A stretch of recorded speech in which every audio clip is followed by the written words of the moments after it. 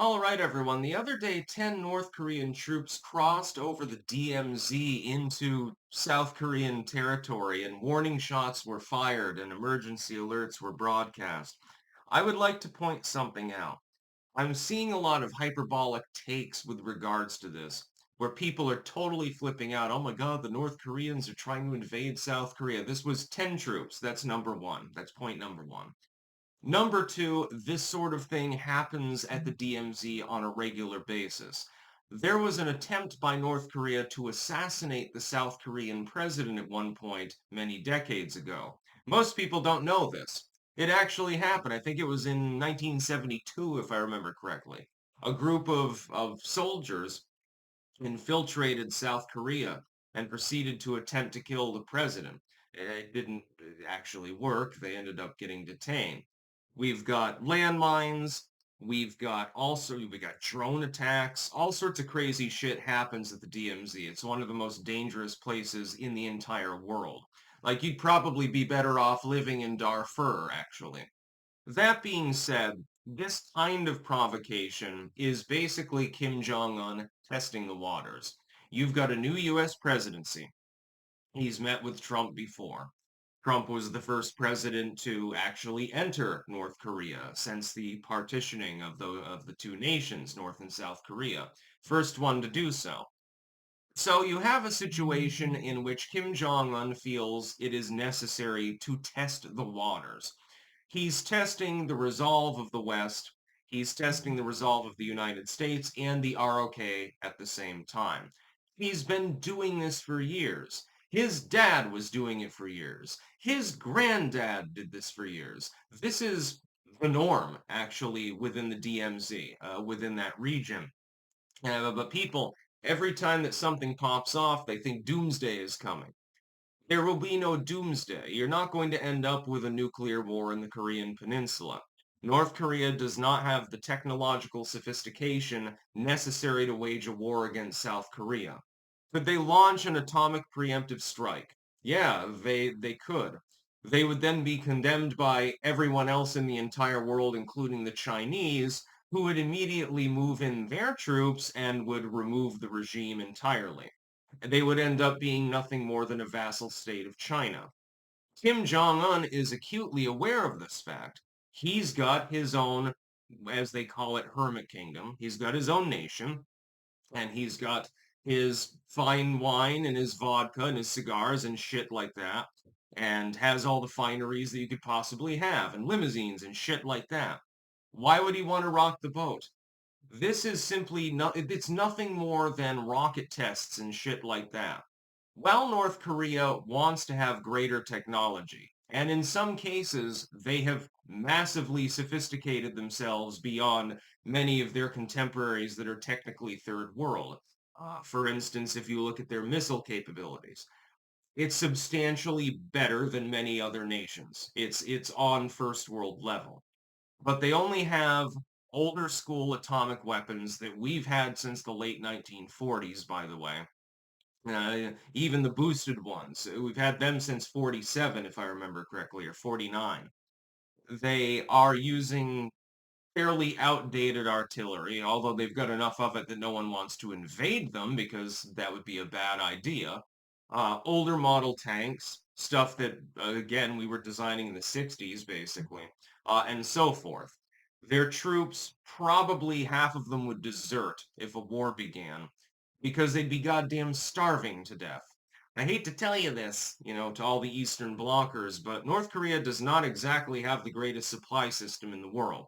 That being said, we should take this seriously, but we should take it seriously in the diplomatic sense. Kim Jong-un clearly wants to talk. That's why the troops crossed the border. It was on purpose. It's for a purpose. The purpose is to try to get the West to come back to the table and converse with them. I suggest we take them up on their tacit offer. Now, here's how Trump responds.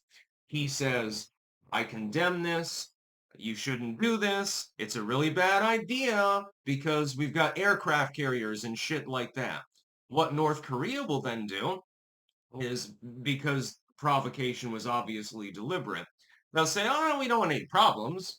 Come and talk to us." And then you go to Singapore, someplace like that, and you hold trilateral talks.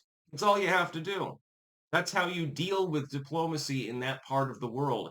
Many Westerners do not understand this. Very few people understand. They've got to have been in diplomacy or in business or studied a shit ton of political science. I'm number three on that list. If you've done that, and you understand history and culture and civics and things like that, you'll understand.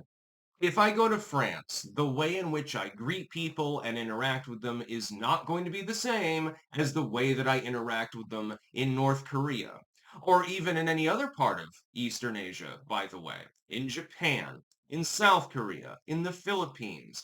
Different strokes for different folks. People have different cultures. They have different forms of government. For example, if I say fuck the king right now, nobody cares. But if I'm in Thailand and I say fuck the king, I can go to prison for 10 years. Little bit different now, isn't it?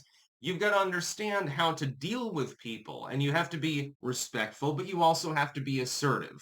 It's the way to deal with people, generally speaking. But the level of assertiveness and the degree of respect that you need to show is different from culture to culture. You go into a Japanese friend's house, you're probably taking your shoes off. Hopefully your feet aren't stinky. Mine are a little bit mungy at the moment. I need to scrub them down. Just saying. If you go into someone's house in Appalachia, you, I mean, you may take your shoes off. That's perfectly fine, but you probably don't have to. It's a little bit of a different culture. And so people are not understanding the cultural difference. And so they're getting all hot under the collar because some North Korean troops crossed the border. Dude, this has happened dozens and dozens of times since the Korean War kind of sort of ended. Technically speaking, it never really did. There was never anything beyond a temporary ceasefire that is routinely violated by both sides. That being said, North Korea is not imminently going to invade South Korea. I'm seeing some people saying, "Oh God, World War III is here." Dude, please look at the past 5 or 6 years of news on North Korea. How many rocket tests have been conducted? How many times have drones crossed the border? How many times have troops crossed the border? Etc., etc., etc. Ultimately, relations with North Korea are markedly better now than they were 10 years ago. Ultimately, they're markedly better. Since Trump had his term, North Korea has calmed down some, even under Joe Biden. And he was pushing the envelope with Biden, and Biden, is too stupid to respond, basically, because he doesn't understand, East Asian politics. Even then, it was different from like maybe the Clinton or the Bush era, something like that, or even under Obama.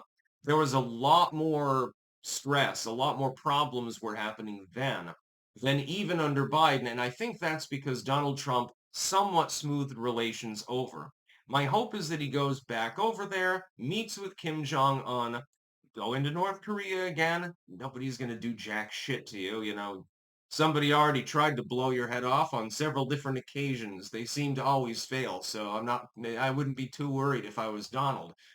Go to North Korea, talk to these people, talk to Kim Jong-un and the generals and so forth, and make it clear, look, can we please get this over with and have some sort of more lasting ceasefire?